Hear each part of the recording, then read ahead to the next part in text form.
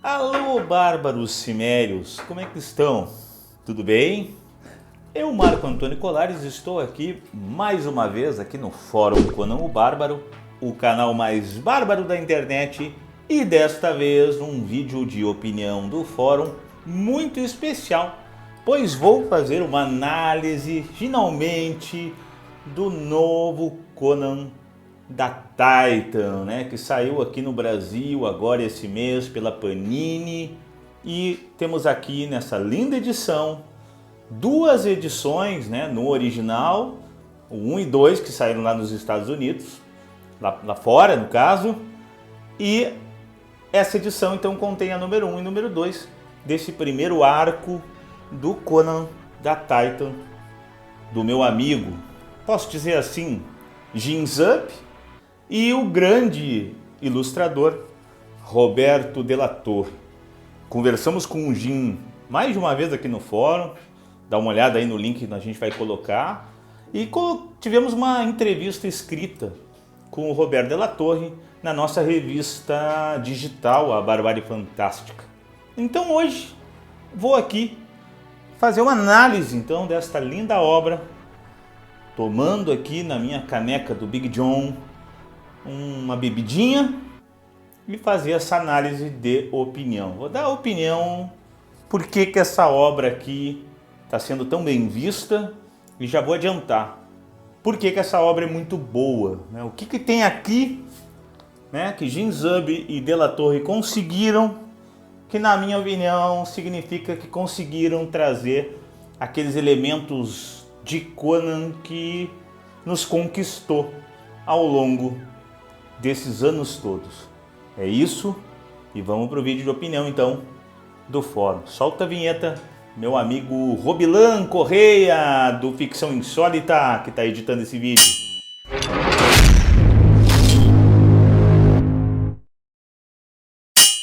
Então olha aqui, né? Estamos aqui com o Conan da Titan, vamos afastar os livros aqui. Estou escrevendo doutorado sobre Howard, então tem um monte de livro aqui no nosso estúdio. Aqui estou com a capa, né? Essa capa linda. Olha aqui, essa outra capa variante aqui do Roberto Della Torre, né? Não esquecendo que essa história, aqui tem um mapa de onde acontece, tá? Acontece próximo ali na fronteira da Ciméria com a Aquilônia, próximo onde foi Venarium. Então Conan inclusive explica que ele está com 24 anos de idade, teve lá pela Coríntia, por Zamora,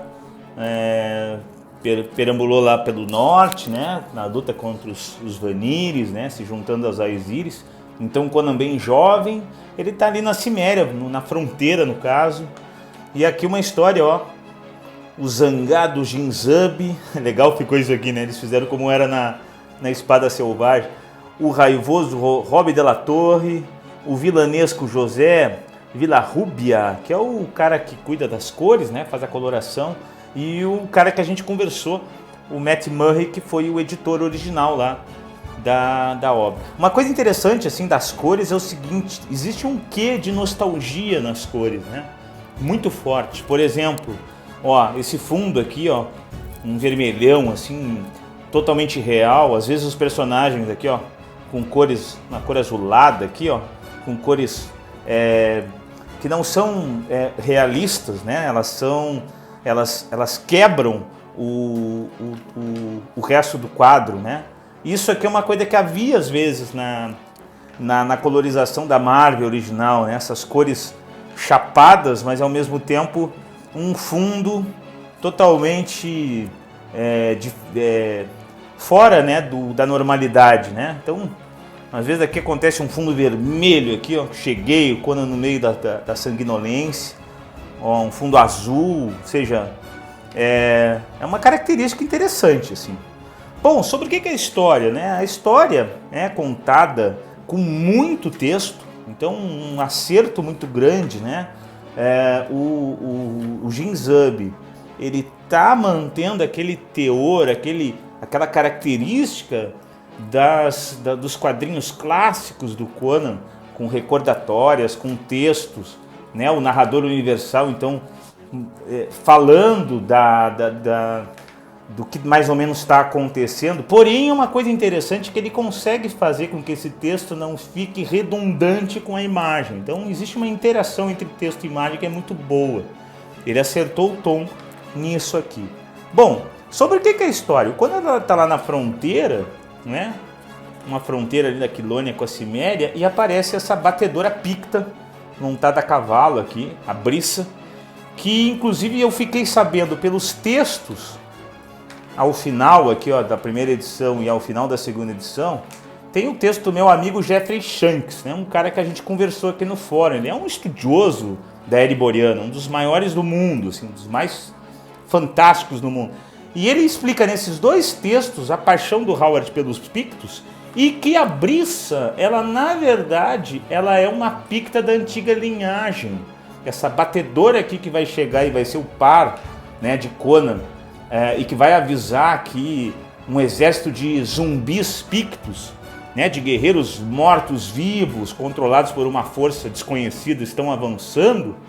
Ela é da linhagem do Brule, o companheiro do Rei Cal, né, a linhagem pura, que não entrou em decadência, por exemplo, na Ereboriana, que não se tornou primitiva, que não se tornou pré-histórica. Ela é de uma linhagem pura, né, um pictos mais altos, a mesma linhagem do Bran McMorne. Ou seja, o que o Jim Zub, o Jeffrey Shanks deve ter tido essa ideia, junto com o Jim Zub, eles fizeram foi mostrar para o leitor aonde estavam os pictos da linhagem de Brule, e que depois chegam a Bran, lá no século IV, na Ereboriana. Algo que realmente não foi feito, uma inovação.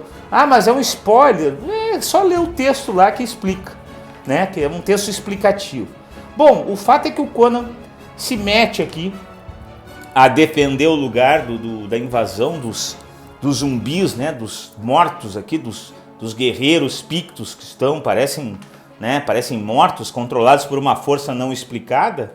E ele então acaba se envolvendo com essa picta, né? Acaba se tornando ela o par romântico do Conan, e eles então estão tentando descobrir afinal qual força está por trás desse exército.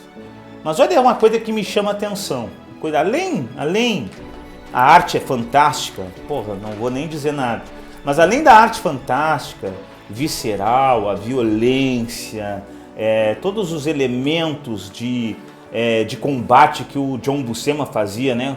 Aquela arte de página inteira com Conan destroçando os inimigos, às vezes inclusive em sequência, uma coisa que o Big John fazia muito. Isso aqui é muito legal, cara, a sequência do combate, eu sentia falta disso aqui. Além dessa qualidade, a filosofia de Conan, a astúcia do personagem, os diálogos inteligentes estão presentes.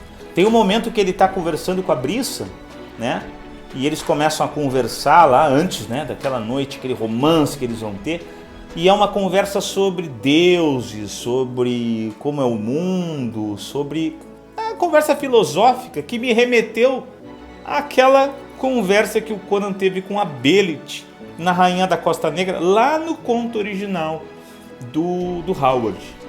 Ou seja, nós temos os elementos aqui que fazem com que a gente goste do personagem. É um personagem que não tem medo, temerário, é um personagem que é astuto, é um personagem que sabe se expressar, é um cara que seduz as mulheres, inclusive a Brissa, é um cara que não tem medo de zumbis, é um cara que vai tentar, inclusive, impedir que esses zumbis pictos invadam a Ciméria. Porra, é muito, muito legal.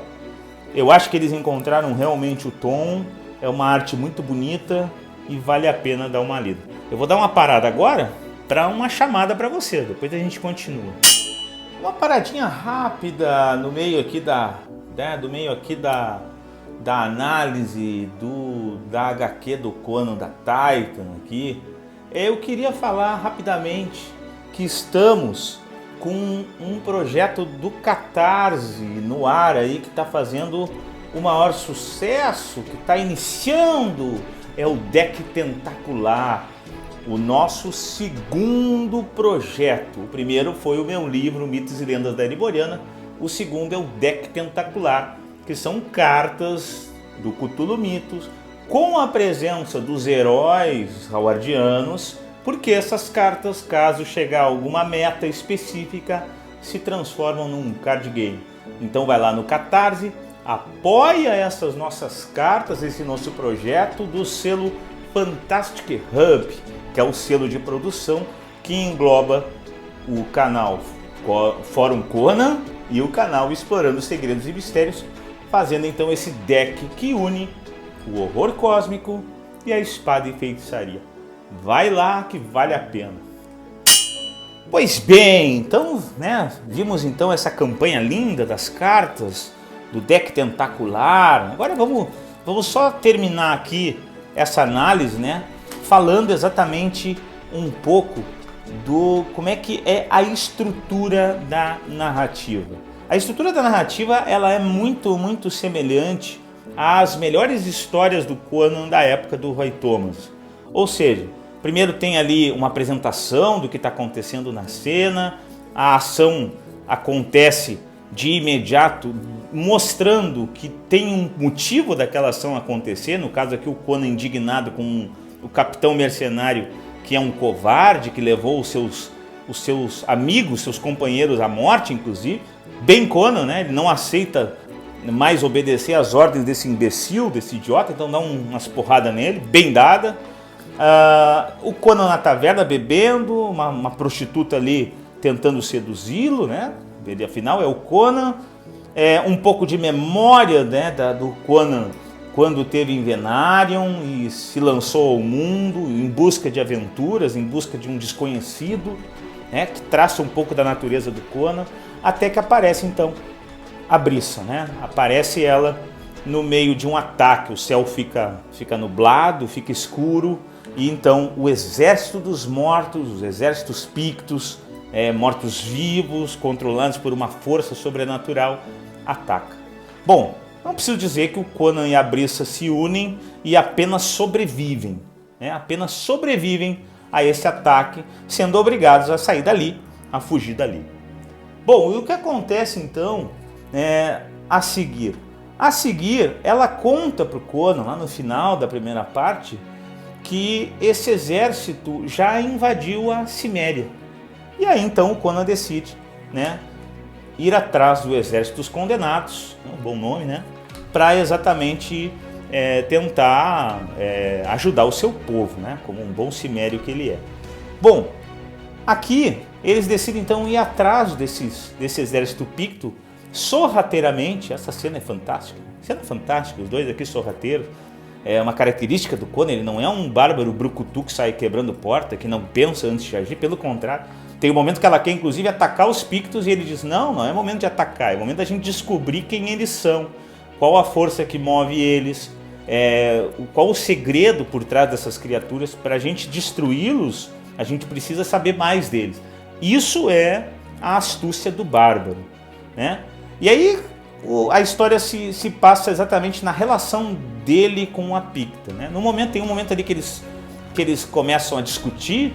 O Conan está com uma antiga espada Picta que ele encontrou em Venarium ou em algum lugar, e ela quer a espada e ele diz que merece a espada. Aquela coisa, né, do ódio racial, cimérios e pictos, aflora aqui, mas aí um inimigo ataca e eles voltam a se unir, né?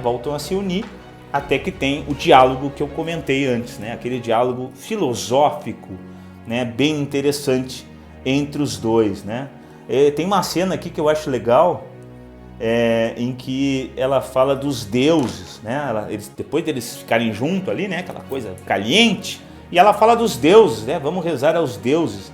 E aí o Conan diz aquilo que é conanesco, né? Que é da filosofia, né? Aí ele diz assim: ore aos deuses se quiser. Aprendi há muito tempo que eles só lhe darão silêncio.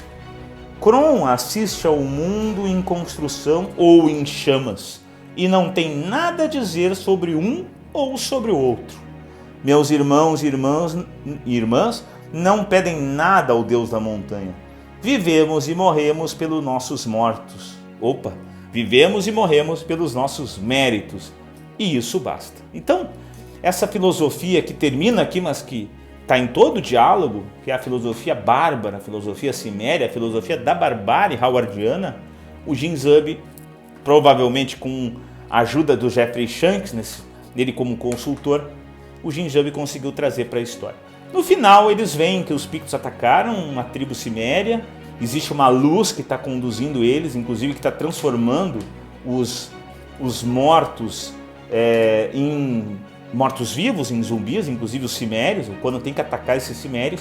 E aí tem uma cena aqui que algum segredo que está para acontecer, que tem a ver com homens répteis, com alguma criatura que aceita sacrifícios, ou seja, a entidade por trás desse exército de condenados pode estar nessa cena aqui, que é um vislumbre que o Conan tem e a Brissa a partir da luz que levanta os mortos cimérios, que foram atacados pelos Pictos, e se levanta. Aí o Conan tem que lutar junto com ela contra os seus. E aí o final acaba eles encontrando um pináculo que parece ser uma espécie de lugar sagrado ou amaldiçoado, onde emanou aquela luz que acordou os mortos.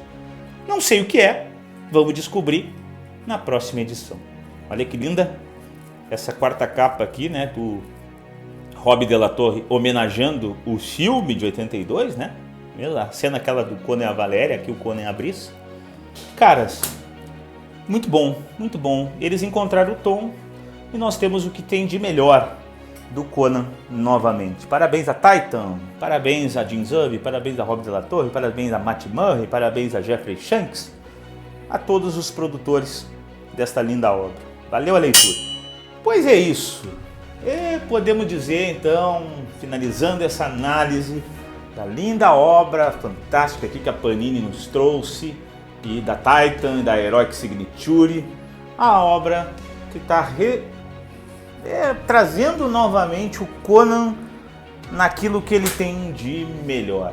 Aqui a gente tem ação visceral, ação em sequência, nós temos diálogos inteligentes, um Conan astuto, brutal, violento, mas ao mesmo tempo que tem toda aquela filosofia bárbara que o Conan tinha nos contos originais e nas melhores adaptações e histórias do Roy Thomas.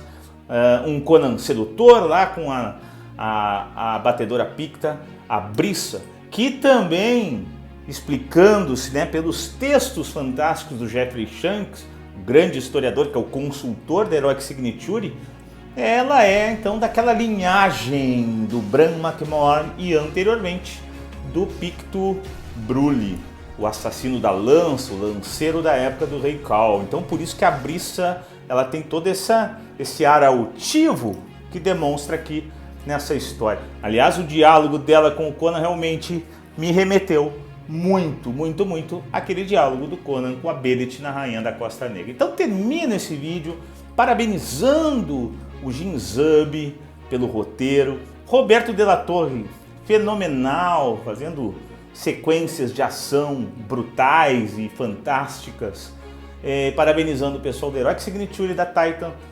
Eles realmente encontraram, pelo menos nessa primeira experiência, o tom, aquilo que é Conan o mais howardiano possível, algo que o Roy Thomas encontrou nas adaptações, nas suas histórias mais brilhantes, junto principalmente, mas não somente, mas principalmente com o John Buscema.